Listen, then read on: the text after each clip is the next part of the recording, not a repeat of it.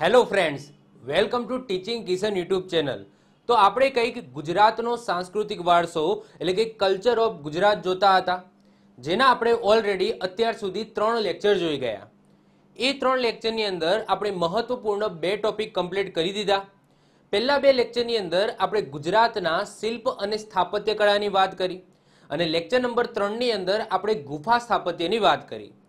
આ છે ગુજરાતના સાંસ્કૃતિક વારસાનો લેક્ચર નંબર 4, જેની અંદર આપણે વાત કરવાની છે ગુજરાતના કિલ્લા. કિલ્લાને બીજા દુર્ગના નામે પણ ઓળખવામાં આવે છે, દુર્ગ પણ કહેવામાં આવે છે. આ એનો પર્યાયવાચી શબ્દ છે. કિલ્લા કહો, કાં તો દુર્ગ કહો, કાં તો તમે કોટ કહો. આ બધાનો મતલબ શું થાય છે? કિલ્લા થાય છે. તો આજના લેક્ચરની અંદર આપણે ગુજરાતના કિલ્લા જોવાના છે કે ઘણા બધા રાજાઓ દ્વારા ઘણા બધા કિલ્લા આપણા ગુજરાતની અંદર ભૂતકાળની અંદર બનાવ્યા છે. તો એ આજના લેક્ચરની અંદર જોઈશું.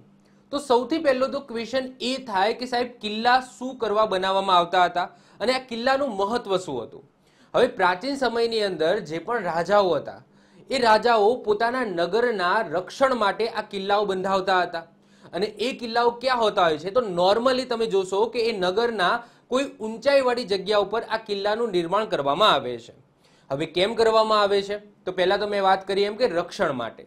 હવે જ્યારે પણ જો આ વસ્તુ છે ને, તમે સારી રીતના આ રીતના સમજી શકો છો કે તમે એક મૂવી આવ્યું હતું પદ્માવત કરીને.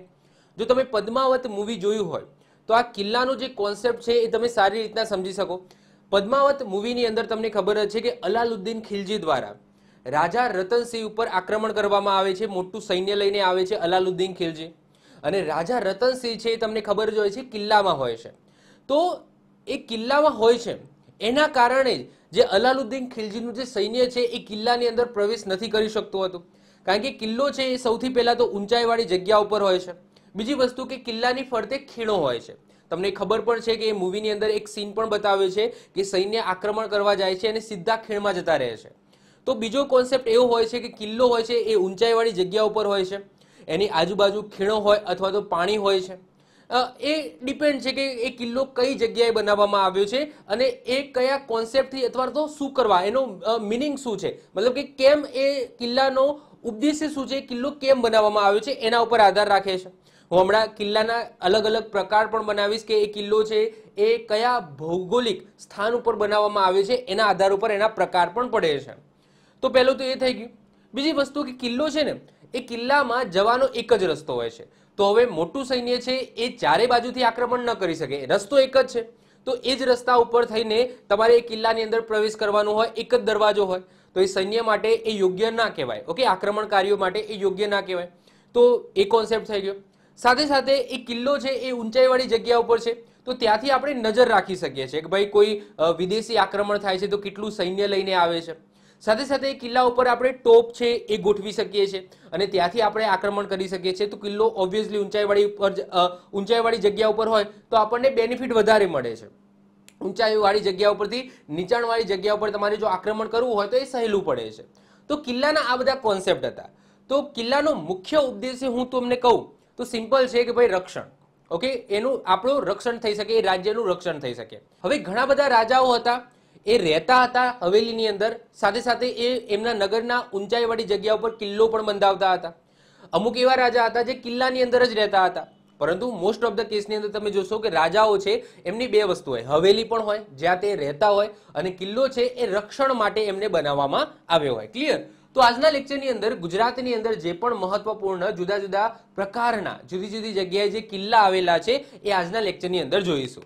તો મેં કિલ્લાનો જે પણ કોન્સેપ્ટ કીધો એ અહીંયા લખેલો છે કે કિલ્લાને દુર્ગ અથવા તો કોટના નામે ઓળખવામાં આવે છે. મતલબ કે કોટ પણ કહેવાય, દુર્ગ પણ કહેવાય અને કિલ્લો પણ કહેવાય. આ ત્રણેય એકબીજાના પર્યાયવાચી શબ્દો છે, જેના નિર્માણનો મુખ્ય ઉદ્દેશ શું હતું કે ભાઈ યુદ્ધ સમયે સુરક્ષા. શું હતું? યુદ્ધ સમયે સુરક્ષા. આ સાથે કિલ્લાની અંદર પ્રાથમિક જરૂરિયાત વ્યવસ્થા કરવામાં આવતી, જે કટોકટી સમયે નગરની જરૂરિયાત પૂરી કરતી હતી. એટલે કે કટોકટી દેટ મીન્સ કે કોઈ વખત દુષ્કાળ પડે છે અથવા તો કઈક વખત XYZ યુદ્ધની કટોકટી આવે છે, તો એ સમયે આ કિલ્લાની અંદર જીવન જરૂરિયાત, મતલબ કે ઘઉં થઈ ગયા, ચોખા થઈ ગયા, અથવા તો ખાવા પીવાની જે પણ વસ્તુ હોય જે નગરજનોને અમુક કટોકટીથી બચાવી શકે, તો એવા ભંડારો પણ આ કિલ્લાની અંદર સુરક્ષિત કરવામાં આવતા હતા. તો બે કોન્સેપ્ટ હતા, એક તો યુદ્ધ સમયે સુરક્ષા, સાથે સાથે તમે કહી શકો કે રાજાના ભંડારો છે એ પણ અહીંયા રાખવામાં આવતા હતા આ કિલ્લાની અંદર. તમે એ જોઈ શકો છો કિલ્લા કંઈક આવા દેખાય છે. હવે જે પણ સ્ટુડન્ટ આ વિડીયો જોવે છે તો એને ભૂતકાળની અંદર કોઈક ના કોઈક વખત એક વખત તો કિલ્લાની મુલાકાત એને લીધી જ હશે. ગુજરાતના કિલ્લાઓ જોયા હોય અથવા તો રાજસ્થાનની અંદર ગયા હોય ત્યાં કિલ્લાઓ જોયા હોય, પરંતુ હું માનું છું 100% તમે જેવો વિડીયો જોવો છો તો 100% તમે કોઈક ના કોઈક કિલ્લો તો તમે જોયો જ હશે. તો કિલ્લાના ઘણા બધા પ્રકાર છે અને એ પ્રકાર શેના આધારે પાડવામાં આવે છે તો એનું બંધારણના આધારે. બંધારણ ધેટ્સ મીન્સ કે શું કે કઈ જગ્યાએ બનાવવામાં આવે છે, કઈ ભૌગોલિક સ્થિતિની અંદર બનાવવામાં આવે છે એના આધારે અથવા તો એની રચનાના આધારે એના અમુક પ્રકારો પડે છે. કેટલા પ્રકારો પડે છે તો ટોટલ 7 પ્રકાર પડે છે.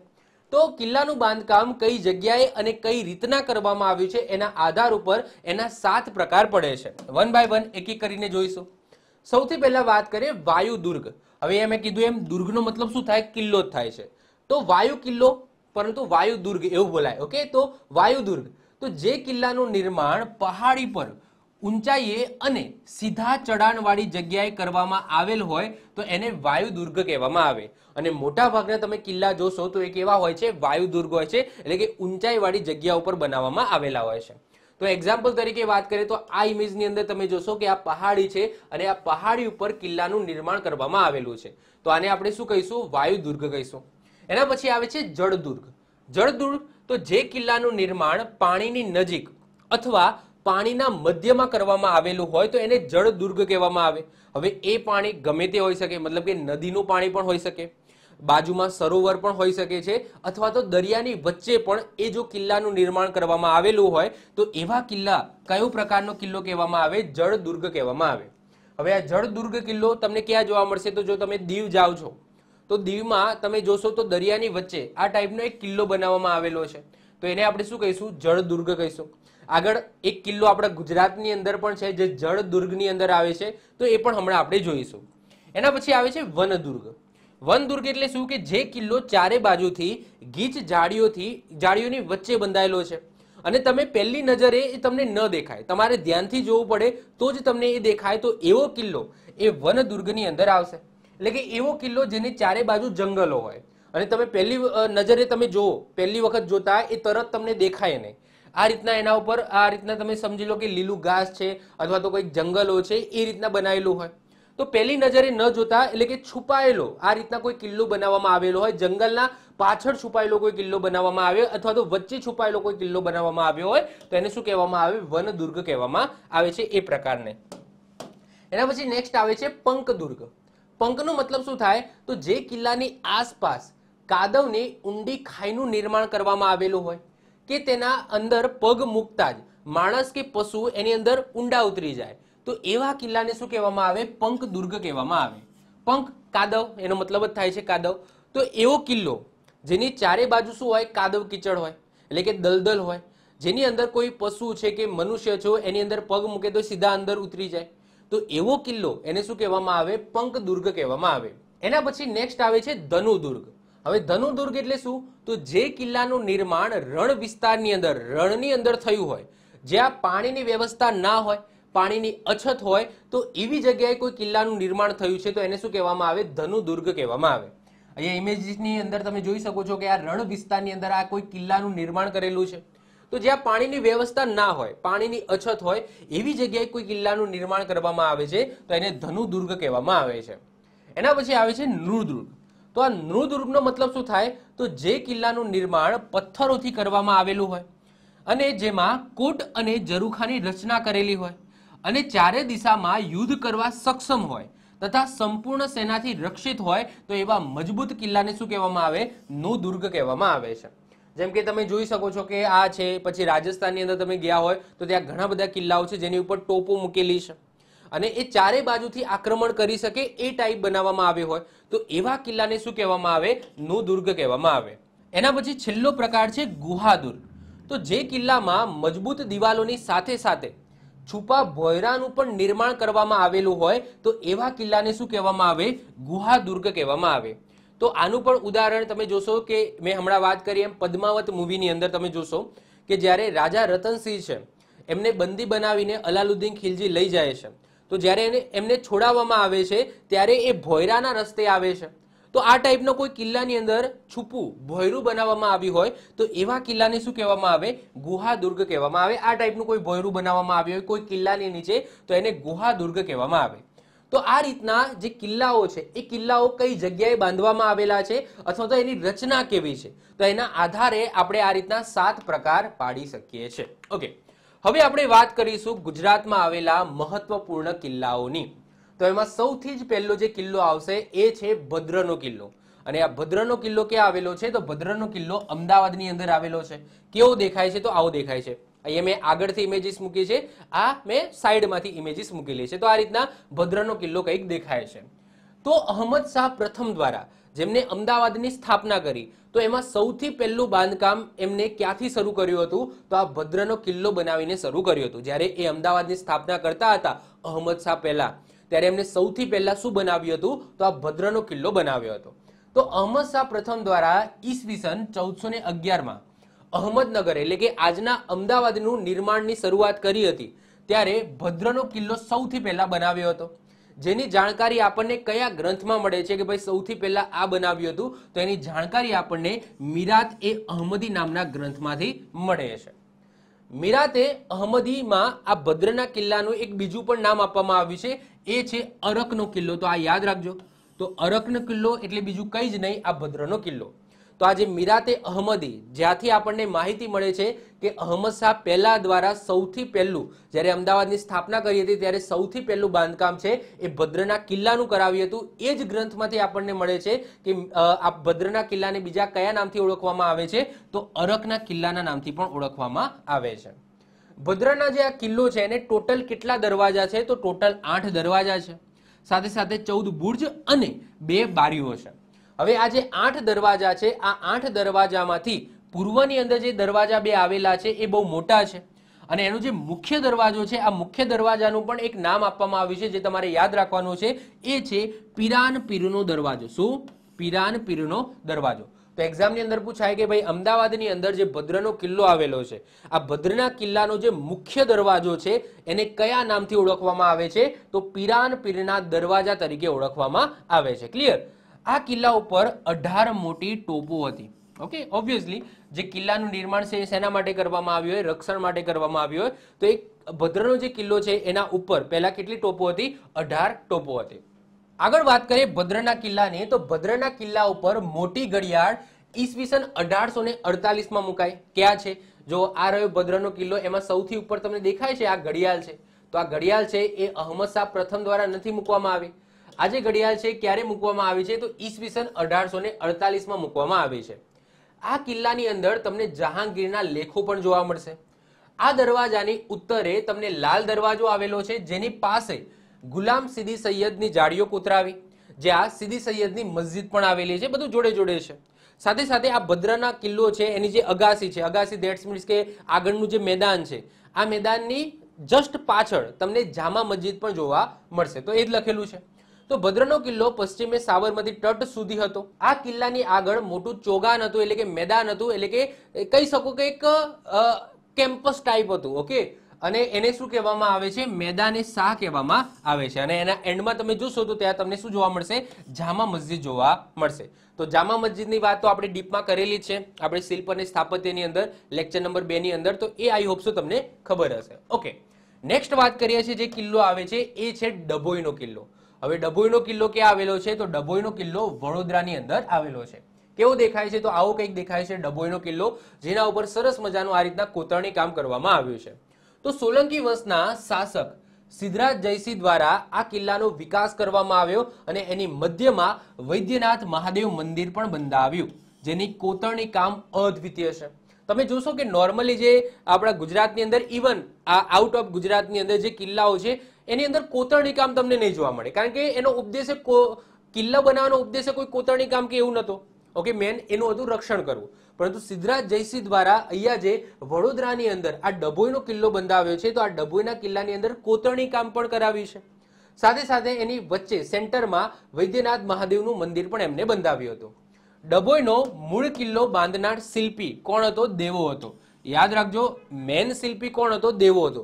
પરંતુ એ દેવાની નીચે સમારકામ કરનાર અથવા તો કડિયો તમે કહી શકો, એ કોણ હતો? તો હીરાધર હતો, જેને હીરા કડિયો તરીકે પણ ઓળખવામાં આવે છે. તો ઘણા બધા પુસ્તકની અંદર સિમ્પલ લખેલું હશે કે જે ડભોઈનો કિલ્લો છે એ કોણે બંધાવ્યો? તો હીરા નામના કડિયાએ બંધાવ્યો છે. પરંતુ મેન શિલ્પી કોણ હતો? તો મેન શિલ્પી હતો દેવો, અને એની નીચે કામ કરતો હતો હીરાધર, જેનું આપણે હીરા કડિયા તરીકે ઓળખીએ છીએ. તો એમના નામ ઉપર પૂર્વના દરવાજાનું પણ રાખ્યું છે નામ, એટલે કે જે આ હીરાધર એટલે કે હીરા કડિયો છે ને, તો આ જે ડભોઈનો કિલ્લો છે ને એને 4 દરવાજા છે. એમાંથી જે પૂર્વનો દરવાજો છે ને એનું સમારકામ કોને કરાવ્યું હતું? હીરાધર નામના વ્યક્તિએ એટલે કે હીરા કડિયાએ કરાવ્યું હતું. અને એમના નામ ઉપર, હીરા કડિયાના નામ ઉપર પૂર્વના દરવાજાનું નામ રાખવામાં આવ્યું છે. હવે જો ફરીથી રિપીટ કરું છું કે આ ડભોઈના કિલ્લાનું જે મૂળ બાંધકામ છે, મુખ્ય જે બાંધકામ છે, એનું શિલ્પકાર કોણ હતો? કોને કરાવ્યું હતું? દેવો. પછી આગળ જતા એનું સમારકામ કોને કરાવ્યું હતું? તો સમારકામ કરાવ્યું હતું હીરાધર એટલે કે હીરા કડિયાએ કરાવ્યું હતું. અને જ્યારે હીરા કડિયાએ પૂર્વનો જે દરવાજો છે એનું સમારકામ કરાવ્યું, તો એના નામ ઉપર, હીરા કડિયાના નામ ઉપર પૂર્વના દરવાજાનું નામ રાખવામાં આવ્યું. વાત કરીએ ડભોઈના કિલ્લાને કેટલા દરવાજા છે? તો 4 દરવાજા છે. અને 4 દરવાજા એ 4 ભાગોળ તરીકે પણ ઓળખવામાં આવે છે, જેમ કે ચાંપાનેર ગેટ અથવા તો ચાંપાનેર ભાગોળ ક્યાં આવેલી છે? ઉત્તર, એટલે કે ઉત્તરનો જે દરવાજો છે એને ચાંપાનેર ભાગોળ તરીકે અથવા તો ચાંપાનેર ગેટ તરીકે ઓળખવામાં આવે છે. પછી જે દક્ષિણનો દરવાજો છે એને નાંદોદ ગેટ અથવા તો નાંદોદ ભાગોળ તરીકે ઓળખવામાં આવે છે. હીરાદ્વાર, મેં તમને વાત કરી એમ કે જે પૂર્વનો દરવાજો છે એ હીરા કડિયાના નામ ઉપર રાખવામાં આવે છે, હીરાદ્વાર. તો હીરાદ્વાર અથવા હીરા ભાગોળ તમે સાંભળ્યું હશે, તો એ તમને પૂર્વ બાજુ જોવા મળશે. અને પશ્ચિમ બાજુનો જે ગેટ છે એને વડોદરા ગેટ કહેવામાં આવે છે અથવા તો વડોદરા ભાગોળ કહેવામાં આવે છે. તો એક્ઝામની અંદર પૂછાય કે ભાઈ ડભોઈના કિલ્લાને કેટલા દરવાજા છે? તો 4 દરવાજા છે. અને 4 દિશામાં આવેલા અલગ અલગ દરવાજાના નામ તમારે યાદ રાખવાનું છે, જેમાં હીરા ભાગોળ વાળું તો ઘણી વખત એક્ઝામમાં પૂછાઈ ગયું કે હીરા ભાગોળનો જે દરવાજો છે, અથવા તો એવું પણ પૂછાય છે કે હીરા ભાગોળ નામનો અથવા તો હીરા ગેટ નામનો આ જે દરવાજો છે એ કયા કિલ્લાની અંદર આવેલો છે? ડભોઈના કિલ્લાની અંદર. કઈ દિશામાં છે? પૂર્વ બાજુએ. ક્લિયર? તો આ આપણે ખાસ યાદ રાખીશું, એટલે કે દિશા વાઇઝ આ 4 ગેટના નામ આપણે યાદ રાખીશું. ક્લિયર? ચલો એના પછી આગળ વાત કરીએ ડભોઈના કિલ્લાની, તો આ દરવાજાનો ઉલ્લેખ એલેક્ઝાન્ડર ફાર્બસના રાસમાળાની અંદર જોવા મળે છે. હીરાધર દ્વારા પોતાની પ્રેમિકા તેનની યાદમાં ચોરી છુપે ડભોઈનો કિલ્લો બનાવતી વખતે પથ્થરો ચોરીને ડભોઈ ખાતે તેન તળાવનું પણ નિર્માણ કરાવેલું છે. તો આ પણ આપણે યાદ રાખજો. તો આ ડભોઈનો કિલ્લો છે, આ ડભોઈના કિલ્લાની પાસે તમને તેન તળાવ જોવા મળશે. અને આ તેન તળાવ પણ કોણે બંધાવ્યું છે? તો આ જે હીરાધર ભાગોળ કે હીરાધર નામનો જે કડિયો છે, એટલે કે જે હીરા કડિયો છે, એને શું કર્યું કે જે પથ્થરો લાવ્યા હતા ડભોઈનો કિલ્લો બનાવવા માટે, તો એ પથ્થરો છે એ ચોરીને એને પોતાની પ્રેમિકા માટે તળાવ બંધાવ્યું હતું, જે આજે તેન તળાવ તરીકે ઓળખાય છે. એની પ્રેમિકાનું નામ તેન હતું, તો એમની યાદમાં તેન તળાવ બંધાવ્યું, જે આજે તેન તળાવ તરીકે ઓળખાય છે. ક્લિયર? તો આ જસ્ટ આપણે યાદ રાખીશું. તો તેન તળાવ પણ તમને ક્યાં જોવા મળશે? તો ડભોઈ કિલ્લો છે એની બાજુમાં તમને જોવા મળશે. કોને બંધાવ્યું હતું? તો જે હીરાધર અથવા હીરા જે કડિયો હતો, તો એને પોતાની પ્રેમિકા તેનના નામ ઉપર આ જે ચોરી છુપે જે પથ્થરો લાવ્યા હતા ડભોઈનો કિલ્લો બનાવવા, એ પથ્થરો ચોરીને આ તળાવ બંધાવ્યું હતું. તો ડભોઈના કિલ્લામાંથી આટલી વસ્તુ યાદ રાખીશું. ડભોઈનો કિલ્લો ક્યાં આવેલો છે? તો વડોદરા જિલ્લાની અંદર આવેલો છે. એ તમે ખાસ યાદ રાખજો. 4 ગેટ, 4 ગેટના નામ, કઈ દિશામાં છે એ, અને આ તેન તળાવ. ક્લિયર? તો આટલી વસ્તુ ખાસ યાદ રાખવાની છે. ઓકે, વધીએ આગળ.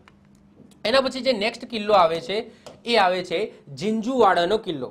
હવે આ ઝીંઝુવાડાનો કિલ્લો તમને ક્યાં જોવા મળશે? તો સુરેન્દ્રનગર જિલ્લાની અંદર જોવા મળશે.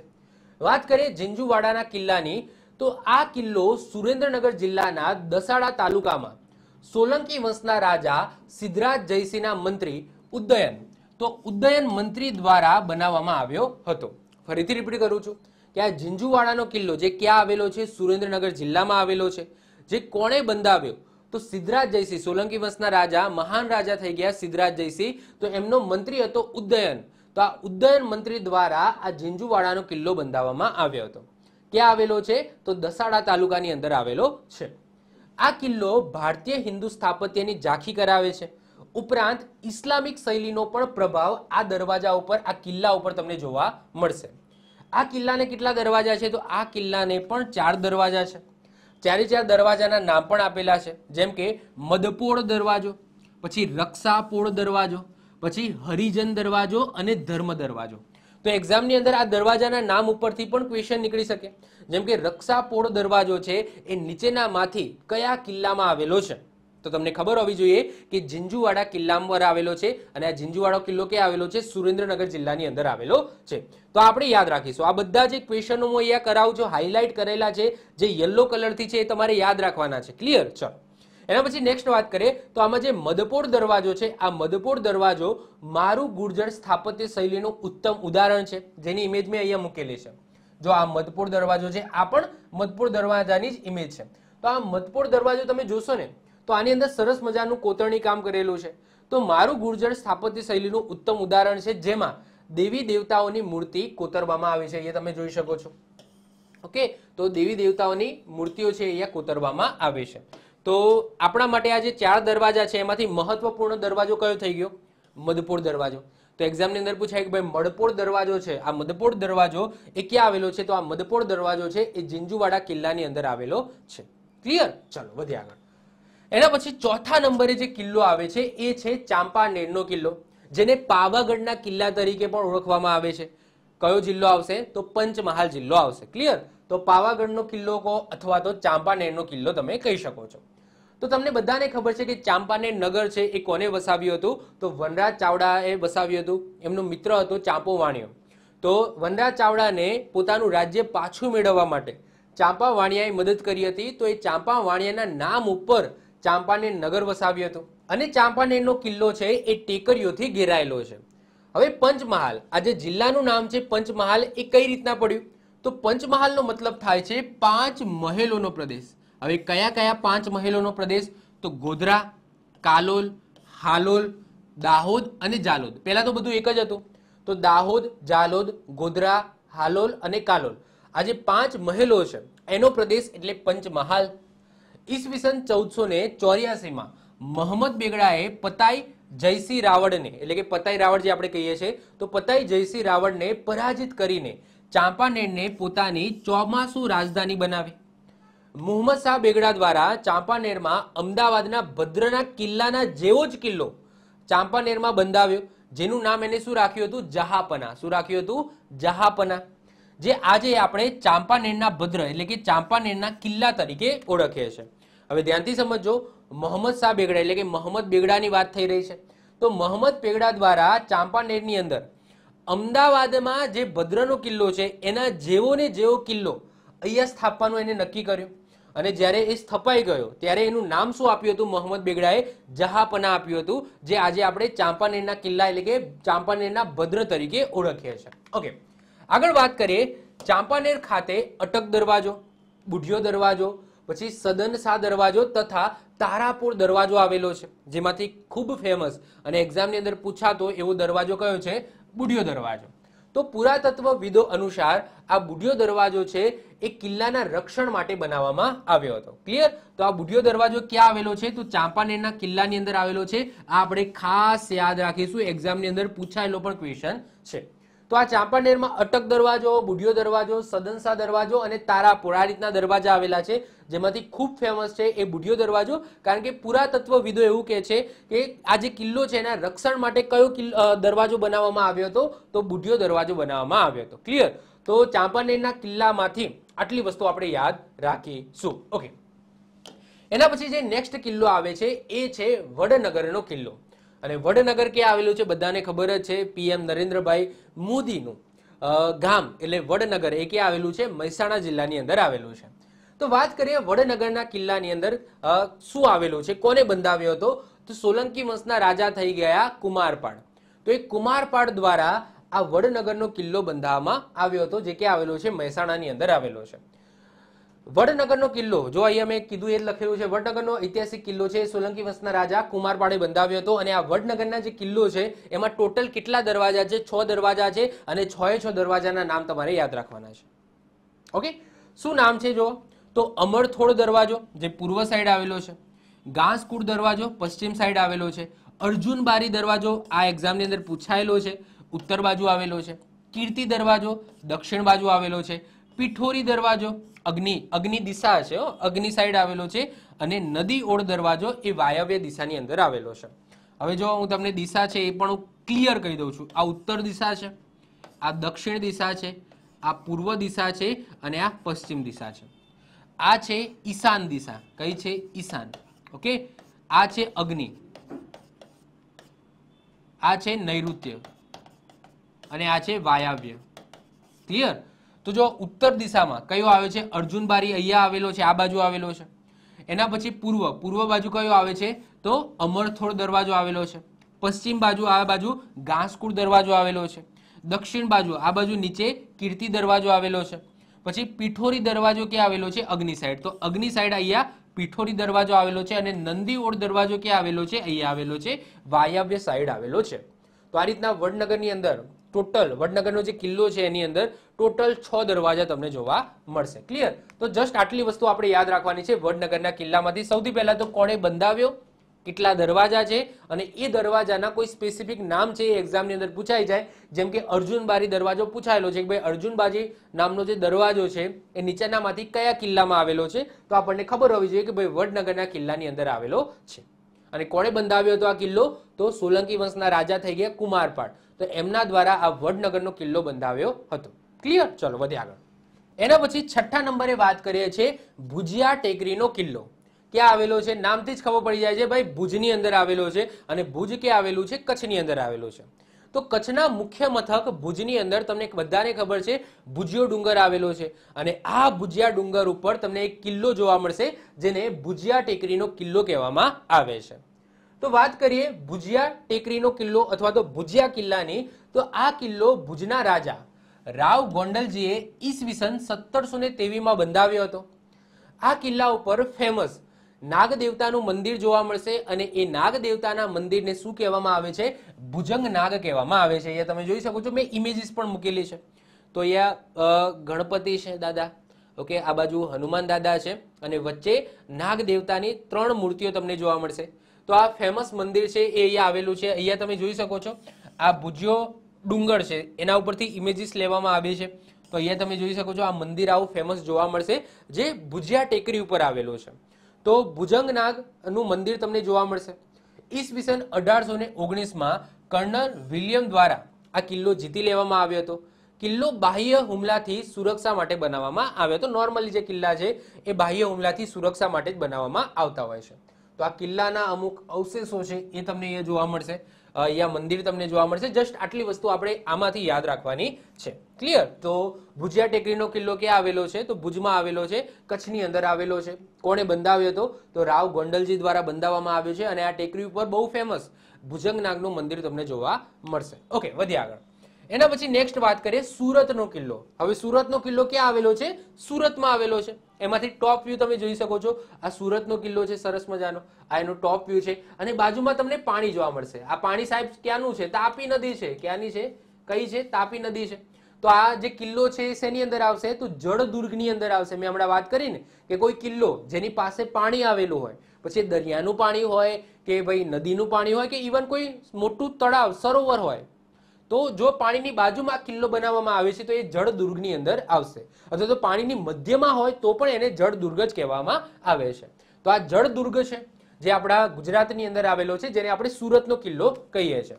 તો આ એક જળદુર્ગ છે. પહેલું જ લાઈન એ જ છે. તો ઈસવીસન 1530 થી 1531 ની વચ્ચે પોર્ટુગીઝ ચાંચિયાઓએ સુરત પર આક્રમણ કર્યું. ત્યારે ગુજરાતના સુલતાન મોહમ્મદ ત્રીજાએ સુરતમાં મજબૂત કિલ્લો બનાવવાનો આદેશ આપ્યો.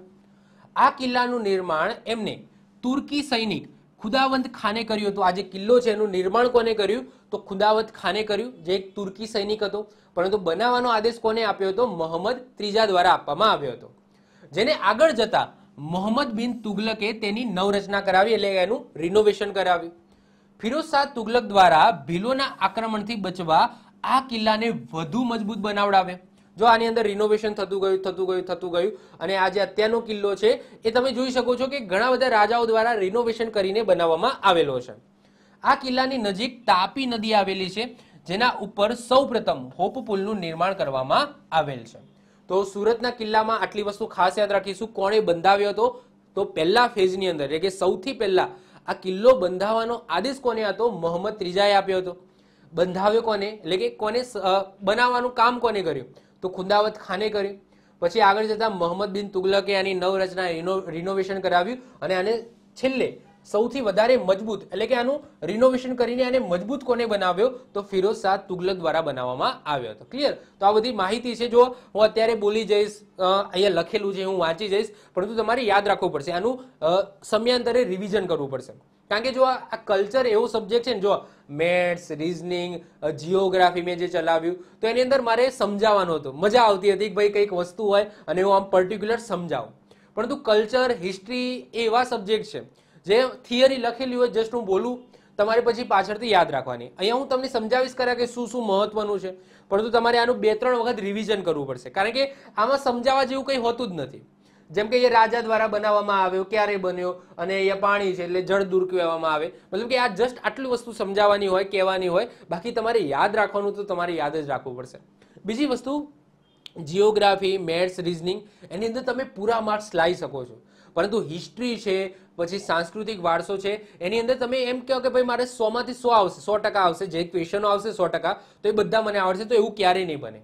કારણ કે જો પેપર સેટરને એવું જો સેટ કરવું હશે તો એવું અંદરથી ક્વેશ્ચન કાઢશે. સાંસ્કૃતિક વારસા અને ઇતિહાસ આ બે સબ્જેક્ટમાં એવું અંદરથી ક્વેશ્ચન કાઢશે જે તમે એક પણ પુસ્તકમાં વાંચ્યો નહીં હોય. ઇવન જીસીઆરટી, એનસીઆરટી ની અંદર પણ તમને ખૂણે ખાંચડે નહીં મળ્યો હોય એવો ક્વેશ્ચન કાઢશે. ક્લિયર? તો જે કોઈને નહીં આવડે. તો આ બે સબ્જેક્ટ એવા છે જેમાં ડીપમાં જેટલું અંદર ખેંચવું હોય ને એટલું ખેંચી શકે છે. તો પેપર સેટર ઉપર આધાર છે કે ભાઈ કેટલો એ ડીપમાં ક્વેશ્ચન કાઢે છે. ક્લિયર? તો સુરતના કિલ્લામાંથી આટલી વસ્તુ તમારે યાદ રાખવાની છે. એના પછી 8મા નંબરે વાત કરીએ ઈડરનો કિલ્લો. હવે ઈડરનો કિલ્લો ક્યાં આવેલો છે? તો સાબરકાંઠાની અંદર આવેલો છે. તો ઈડરનો કિલ્લો કેવો દેખાય છે? તો આવો કંઈક દેખાય છે. જો ઈડરના કિલ્લાઓમાં છેક ઉપર તમે જોશો ને તો ત્યાં રૂઠી રાણીનું માળિયું આવેલું છે. એની વાત નથી થતી. તમે ઈડરિયો ગઢ ચડો તો અડધે ચડો ને, અડધે અથવા તો યસ તમે 30 કે 40% તમે ચડો, ત્યાં તમને એક મહેલ જોવા મળશે આ ટાઈપનો, જે કિલ્લા ટાઈપ છે, મજબૂત છે. તો આ જે છે ને કિલ્લો, આ કિલ્લો છે એ તમને ઈડરિયા ગઢને અડધે ચડો એટલે તમને જોવા મળશે, અને છેક ઉપર તમને શું જોવા મળશે? રૂઠી રાણીનું માળિયું જોવા મળશે. ક્લિયર? ચલો તો વાત કરીએ આપણે ઈડરનો કિલ્લો, જે દૂરથી કંઈક આવો દેખાય છે, થોડું નજીકથી કંઈક આવો દેખાય છે, અને થોડું વધારે નજીકથી કંઈક આવો દેખાય છે. ઓકે, તો આ કિલ્લા ઉપર રાઠોડ અને રાજપૂત રાજાઓનું શાસન હતું. કિલ્લામાં આવેલા ગલિયારા, ગલિયારા એટલે કે જવાનો જે રસ્તો હોય એને ગલિયારા કહીશું. તો ગલિયારાની કોતરણી સુંદર છે. કિલ્લાની બંને બાજુએ બજાર છે. આ કિલ્લો જે નીચે ઉતરો તો બંને બાજુએ તમને બજાર જોવા મળશે. ગુજરાતી સમાજમાં એક કહેવત છે કે ભાઈ ઈડરિયો ગઢ જીતવો, જેનો મતલબ શું થાય કે ભાઈ મોટું પરાક્રમ કરવું. કહેવાય છે કે મોટો ગઢ જીતીને આવ્યો. ઓકે, આ કહેવત છે કે તું તો જાણે એવી વાત કરે છે કે જાણે ગઢ જીતીને આવ્યો. તો અહીંયા કયા ગઢની વાત થાય છે? તો ઈડરિયા ગઢની વાત થાય છે. એનો મતલબ શું કે મોટું પરાક્રમ કરીને આવ્યો એવી વાત કરે છે. ક્લિયર? તો એવી કહેવત પણ છે આપણા ગુજરાતી સમાજની અંદર. એના પછી નેક્સ્ટ આવે છે 9મા નંબરે ઉપરકોટનો કિલ્લો. હવે ઉપરકોટ હમણાં જ આપણે જ્યારે ગુફાઓ ભણતા હતા ત્યારે વાત કરી હતી. તો ઉપરકોટનો કિલ્લો ક્યાં આવેલો છે? તો બધાને ખબર છે ભાઈ જુનાગઢની અંદર આવેલો છે. તો ઉપરકોટના કિલ્લાનું મૂળ નામ શું હતું? ગિરિદુર્ગ. શું હતું ભાઈ? ગિરિદુર્ગ હતું. અને આ કિલ્લામાં પૌરાણિક અડીકડીની વાવ અને નવઘન કૂવો આવેલો છે. તો અડીકડીની વાવ ક્યાં આવેલી છે? નવઘન કૂવો ક્યાં આવેલો છે? બધાને ખબર છે. ક્યાં આવેલો છે? જુનાગઢની અંદર આવેલો છે. વાવની વાત આપણે કરીશું જ્યારે વાવનો લેક્ચર ચલાવીશું ત્યારે આ અડીકડીની વાવની વાત કરીશું. ઉપરકોટના કિલ્લામાં વિશિષ્ટ પ્રવેશદ્વાર છે, તેમજ કિલ્લાની દિવાલ 20 મીટર ઊંચી છે. ઈસવીસન 1450માં રાજા રામ માંડલિક અને ઈસવીસન 1893-94માં દિવાન હરિદાસ વિહારીદાસે આ કિલ્લાનો જીર્ણોદ્ધાર કરાવ્યો, એટલે કે રિનોવેશન કરાવ્યું. ઉપરકોટનો કિલ્લો સ્વતંત્ર મુસ્લિમ સલ્તનત વખતે મોહમ્મદ બેગડાની શિયાળુ રાજધાની હતી. તો ચોમાસુ રાજધાની એ એમને ચાંપાનેરમાં બનાવી હતી, જ્યારે શિયાળુ રાજધાની ક્યાં બનાવી હતી? આ ઉપરકોટના કિલ્લાની અંદર બનાવી હતી મોહમ્મદ બેગડાએ. આ ઉપરકોટ કિલ્લાની પાસે ખોદકામ દરમિયાન 3 ગંજાવર ટોપો મળી આવી છે. અને ખાપરા અને કડિયા, આ ગુફાની વાત થાય છે તો ખાપરા અને કડિયા નામના બહારવાટીઓના ભોયરા જે આપણે ગુફામાં આ જોઈ ગયા, તો એ પણ તમને ક્યાં જોવા મળશે? આ ઉપરકોટના કિલ્લાની અંદર જોવા મળશે. તો ઉપરકોટના કિલ્લામાંથી આટલી વસ્તુ યાદ રાખવાની છે, જેમાંથી મુખ્ય એ જ છે કે ભાઈ ઉપરકોટનો કિલ્લો ક્યાં આવેલો છે? તો જુનાગઢની અંદર આવેલો છે. ક્લિયર? ચલો વધીએ આગળ. છેલ્લે વાત કરીએ છીએ ગાયકવાડ હવેલી. તો આ ગાયકવાડ હવેલી ભલે હવેલી છે પરંતુ એનું નિર્માણ છે એ કિલ્લા સ્વરૂપે થયું છે. તો ગાયકવાડ હવેલી ક્યાં આવેલી છે? અમદાવાદની અંદર આવેલી છે. તો ગાયકવાડ હવેલી જે 1783 ની અંદર બનાવવામાં આવી હતી, જ્યારે અમદાવાદ શહેરનો વહીવટ છે એ મોમીન ખાન અને મરાઠા સરદારોને વહેંચી લીધો, ત્યારે મરાઠાઓએ પોતાના એક નાના કિલ્લાનું નિર્માણ કરાવ્યું જે ગાયકવાડ હવેલી તરીકે ઓળખાય છે. તો આ છે નિર્માણ છે, તમે જોઈ શકો છો કિલ્લા ટાઈપ કરેલું છે. તો મરાઠાઓએ પોતાના રક્ષણ માટે એક નાના કિલ્લાનું નિર્માણ કરાવ્યું હતું, જેને આજે આપણે ગાયકવાડ હવેલી તરીકે ઓળખીએ છીએ. અંગ્રેજોના સમયમાં આ હવેલી શસ્ત્રાગાર એટલે કે શસ્ત્રો, બંદૂકો છે, તલવારો છે એ મૂકવા માટે આ કામમાં લેવામાં આવતી હતી બ્રિટિશરોના સમયમાં. વર્ષ 1969માં આ હવેલીને પોલીસ ક્રાઇમ બ્રાન્ચના વડા મથક તરીકે ફેરવી લેવામાં આવે છે. તો અત્યારે તમે જશો તો તમે આ પોલીસ ક્રાઇમ બ્રાન્ચનું વડું મથક તમને જોવા મળશે. તો આ તમને ક્યાં જોવા મળશે? ગાયકવાડ હવેલી જે અમદાવાદમાં આવેલી છે, જે મરાઠા શાસકો દ્વારા ઓકે એજ અ કિલ્લા તરીકે એનું નિર્માણ કરાવ્યું હતું, જે પછી આગળ જતા એનું નામ ગાયકવાડ હવેલી થઈ ગયું. ઓકે, અને અત્યારે તમે જુઓ કે પોલીસ ક્રાઇમ બ્રાન્ચના વડા તરીકે એને ઉપયોગમાં લેવામાં આવે છે. તો આ વાત થઈ ગઈ ગુજરાતની અંદર જે પણ મહત્વપૂર્ણ કિલ્લાઓ આવેલી છે એની. આટલા કિલ્લા અને એ કિલ્લામાંથી જે પણ મહત્વપૂર્ણ બાબતો જે મેં યલો કલરથી હાઇલાઇટ કરી હતી એ તમારે યાદ રાખવાની થશે. જેમાંથી મેં તમને કીધું હતું કે આ ક્વેશ્ચનો અવારનવાર ભૂતકાળની અંદર પૂછાયેલા છે, એ તમારે વધારે ખાસ યાદ રાખવાના થશે. ક્લિયર? તો આ સાથે કિલ્લાનો જે ટોપિક છે, નાનો એવો ટોપિક હતો, એ અહીંયા પૂર્ણ થાય છે. જો તમને વિડીયો ગમ્યો હોય તો વિડીયોને લાઇક કરી દો, મિત્રો સાથે શેર કરી દો.